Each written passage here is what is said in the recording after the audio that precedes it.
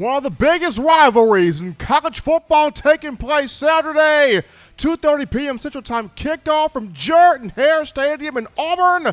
The Crimson Tide of Alabama taking on those Auburn Tigers. We're right here. Touchdown. Alabama Magazine giving you all the up-to-the-minute updates on your Crimson Tide prior to the matchup. I'm yours truly, Stephen M. Smith. And I'm Patrick Dowd. And Patty, my man, after getting full of turkey and stuffing and dessert and everything dealing with Thanksgiving, you've got one of the greatest rivalries in all of college football. Bama, Auburn, in-state, Jordan-Hare. Big one Saturday. Yeah, there's no better way to end off the season eating all that great Thanksgiving food and some great football to go along with it. Absolutely. And so this is an Iron Bowl, Pat. This is kind of intriguing to me because since 2007, Coach Saban has not necessarily fared well at Jordan-Hare. He's 3-4 all time as the Alabama head football coach, including 2 back-to-back losses here, 2017 and 2019. But, the players this week, very focused, attention there, energy there, enthusiasm there.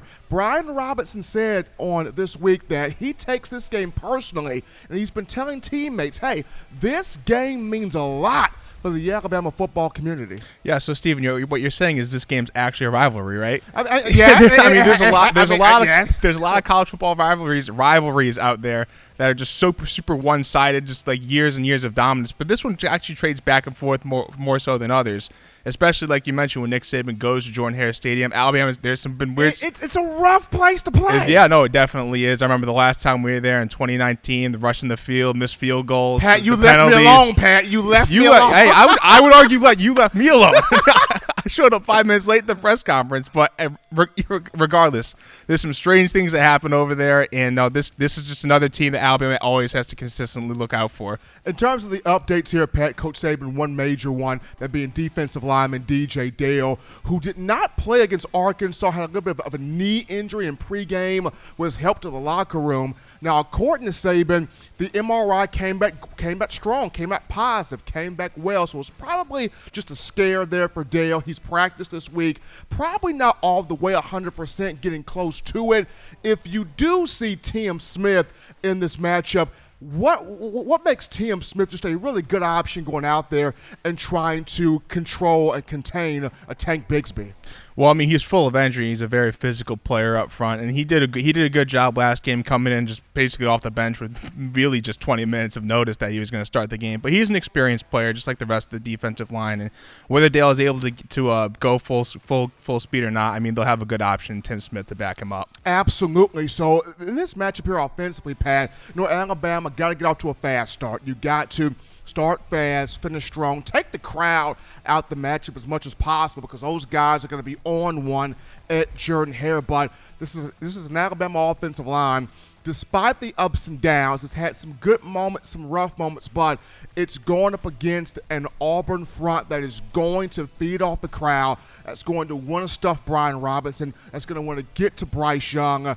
How do you combat an Auburn defense that knows this is the one game that can salvage the season for it? Well, I mean, first of all, you got to win up front, and that's going to be a tall task for this because this Auburn front is very physical and can get after the quarterback. I mean, linebackers are Kobe McLean, Chandler Wootton, very physical guys, fly around the football field. And then you have this defensive line with Ekeliota's 6 sacks and Kobe Wood and Derek Hall combining for 10. That's 16 sacks between 3 players. That doesn't even account for all the other depth they have on that front. And this is an Alabama offensive line that's been in flux all season long, mixing and mashing guys, trying to find the right combination to end the season. And it's really going to have to be a full 60-minute performance on that offensive line in order to take the crowd out of the game. Now, defensively for Alabama, they have a different tack. So you don't have Bo Nix out there, so it's not the scrambling, overly extending plays. But you do have T.J. Finley, who's 6'7", 250 pounds. He can scramble. He can extend plays with a big arm, kind of like what Alabama faced last week with K.J. Jefferson.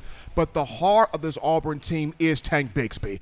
940 yards rushing this season, 10 rushing rushing touchdowns. I think he's got 5 100-yard games. When he gets going, it's very difficult to bring him down. This is an Alabama defensive front, including the linebackers, Christian Harris, Henry To'o. You got to fight off blocks. You got to get to Bigsby before that man gets going. Yeah, you can't let this guy get going. I mean, every time Auburn, it seems like Alabama struggled against Auburn, they've been able to run the football on them.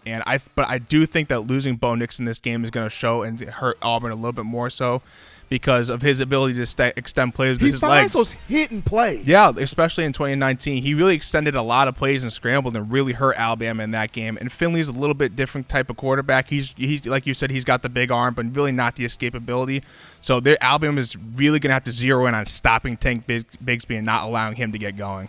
Now, in this matchup, Pat, when you look at the Alabama tight end room right here, you're going to need Jaleel Billingsley moving forward. You're going to need Cameron Latu moving forward because of how much of a matchup nightmare these two create.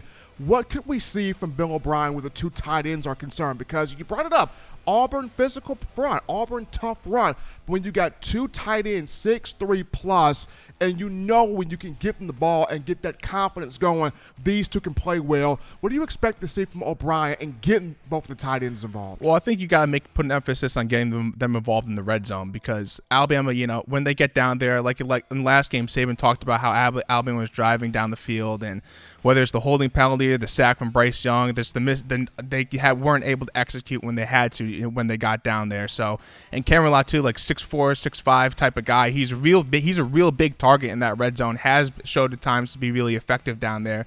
So I think it's gonna, and they're gonna all their Auburn's attention is gonna be on Jameson Williams, John Mechie. So if him and Billingsley are able to impact the passing game in any way down the red zone, it's just another aspect of Alabama's offense that can hurt them. Absolutely. So when you look at Bill O'Brien, this Alabama offense, trying to get the tight ends involved, everybody in sync here, in cohesion here.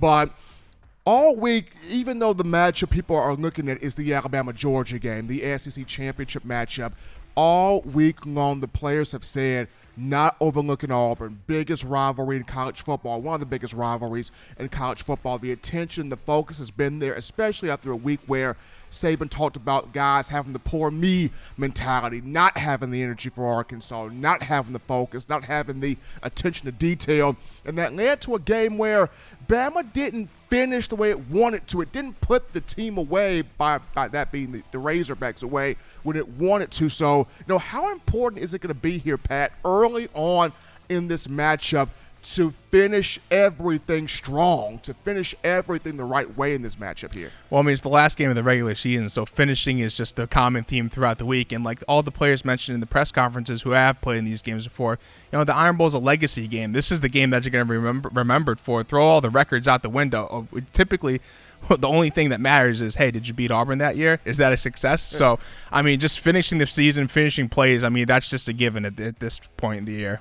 Now, as we look at the line on this game, Pat, and like you mentioned, you throw the records out the window. You throw a lot of the other stuff. It's how badly do you want this football game? But always, Vegas is trying to make money. Vegas is trying to make people richer. So what's the line on this game, Pat? Do you see Alabama covering? Do you see Coach Saban and this team making a statement and trying to put itself in the best situation to go into Georgia with a lot of confidence? Well, I mean, all they got to do is win, right? But the line is 20.5. If it was in Bryant-Denny, I would say, yeah, they covered, but I don't think so in this game. I do think Alabama is going to get the win. I don't think that TJ Finley is going to be able to move the ball with his arm the way that Auburn needs it to keep them in the game. So I think Alabama does win, but I wouldn't say they cover the 20.5 spread. I think they do cover, and here's why. I think they do cover. I look at Tank Bigsby is the big picture here. You limit him. You put this game on TJ Finley. You get a couple of sacks. You get a couple of turnovers. I think, and then going back to the rant Saban had on Wednesday, I think when players see their coach back them, especially in a season where this Bama team knows we have not played up to our potential consistently like we know we can, and here comes our head coach, our guy, taking the heat, taking the blows, taking the punches, and standing up for us, those guys are going to fight like crazy to show Coach Saban, Coach, we got your back. We saw what you did. We got your back. I think Alabama covers in this game, and it goes out there against Georgia with something big to prove here. But it's going to be a fun one, man. Absolutely. I'm really looking forward to it. Absolutely. Well, folks, Bama, Auburn, the Iron Bowl rivalry on Saturday, tomorrow, 2:30 p.m. Central Time kickoff from Jordan-Hare. CBS will have the call on the game for all of us here at Touchdown Alabama Magazine. I'm your man, Stephen M. Smith. And I'm Patrick Dowd. And we'll holler at y'all next week.